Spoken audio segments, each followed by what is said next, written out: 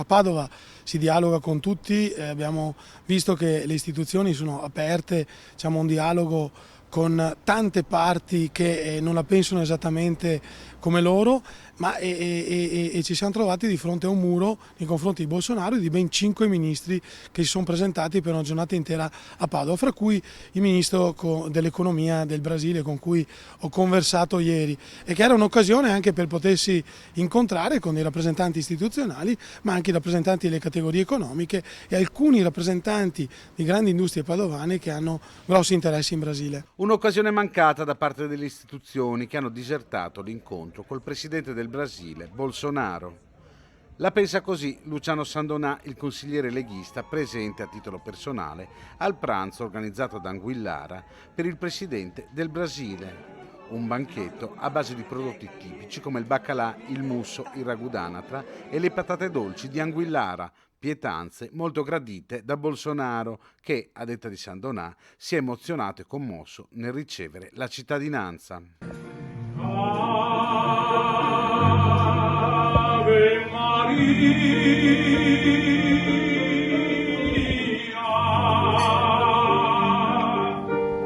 Ad allietare il pranzo il tenore Francesco Grollo, che ha cantato anche Mamma, canzone cara al presidente brasiliano. Bolsonaro voleva assolutamente venire a Padova a ritrovare le radici da cui partirono i suoi avi proprio da Anguillara, ed è legatissimo anche con Sant'Antonio come tantissimi brasiliani. Gli ho parlato semplicemente di grandi legami che ha il Veneto col Brasile, dove sono immigrati centinaia di migliaia di nostri connazionali a partire dal 1880 e che sono recati in Brasile, hanno fatto la fortuna della nazione, del Brasile, ma anche la loro fortuna. Sandonà ha parlato con Bolsonaro e, pur non condividendo le sue posizioni sul Covid, ritiene che sia necessario per la politica allacciare relazioni con paesi importanti come il Brasile. Sicuramente le posizioni di Bolsonaro in tema di Covid sono discutibili e non mi trovano d'accordo, ma era un'occasione di dialogo e sicuramente di